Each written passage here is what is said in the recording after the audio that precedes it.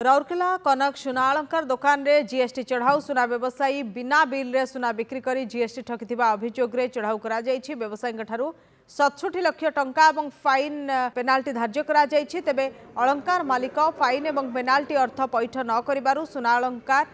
Seize करिबा पई Rourkela GST enforcement team कार्यानुष्ठान आरंभ करिछि। से दिन तो रेड होता आउपर आम कि पेनाल्टी फाइन इम्पोज करूँ से एजाए देना तापर से जो जिनसा से जो सीज करूँ आम कन्फिस्केट से जिनसा आज आम नापी आसीचु से जो जिनस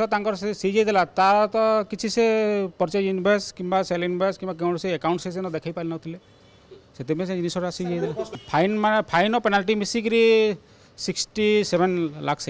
अभियोग माने जिनस बिकुंट किंतु बिल दौना से विषय में आम गोटे टैक्स परचेज भी करूँ टैक्स परचेज भी आम पाइलु कि मैंने जिनस दौरान कि बिल दौना एजाए तो जिनसा एवं नेबू आम किंतु ये जो 3 मास भर से दे पारे नहीं से जिनसा को आम नीलाम करदेबु।